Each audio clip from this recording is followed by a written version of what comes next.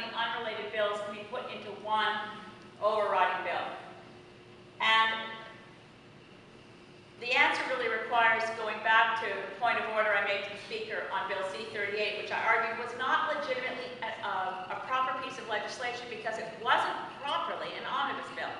I've gone through virtually every decision from any Speaker of the House going back into the 1800s on when is an omnibus bill properly an omnibus bill.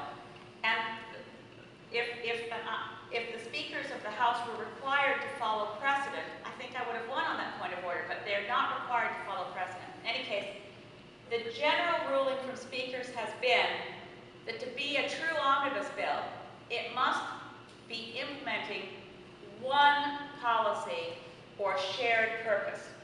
So, for instance, many of us did not like the omnibus bill that brought in NAFTA, but there were a lot of legislative changes required to implement the North American Free Trade Agreement. All of those changes were clearly related to implementing NAFTA.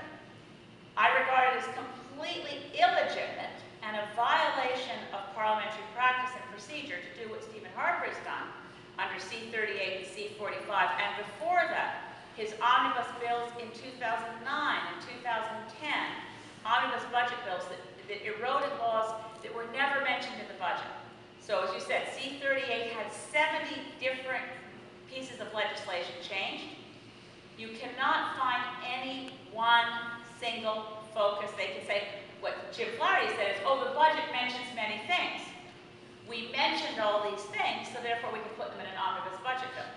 But in point of fact, when you go through Bill C-38, many of the changes, there isn't even a hint of them. The subject matter isn't mentioned, so you can't claim it was based on the budget even. So those omnibus measures are completely illegitimate and shouldn't be allowed.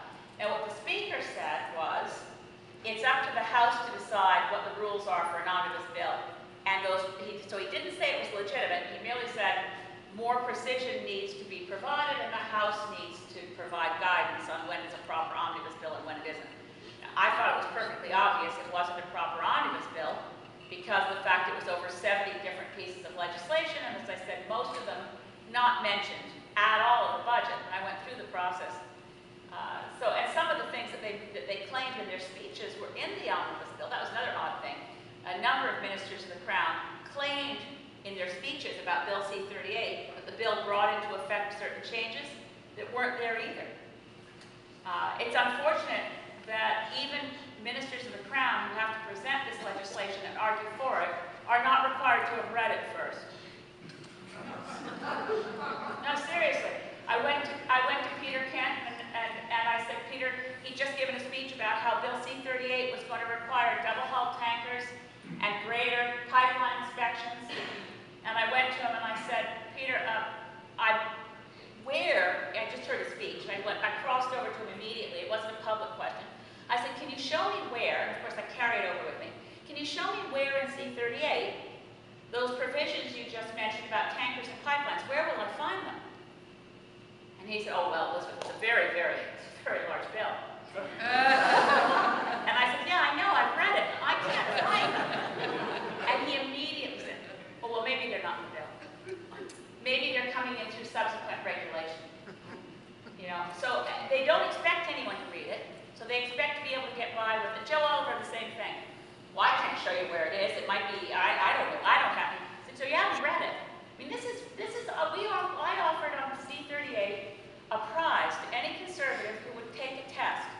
I promised, you may have seen it in the media, it was an open book test. I said there'll be a copy of C-38 sitting there. You can look at it if you want, because it's, it's big. And it's going to be a multiple choice quiz.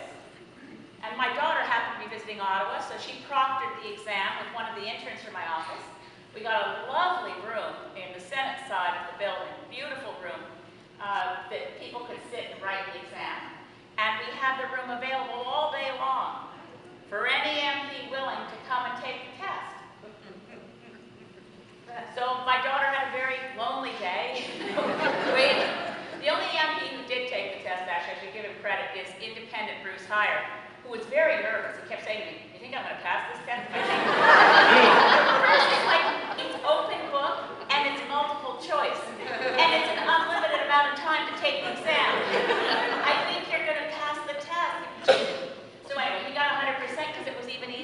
thought it was going to be.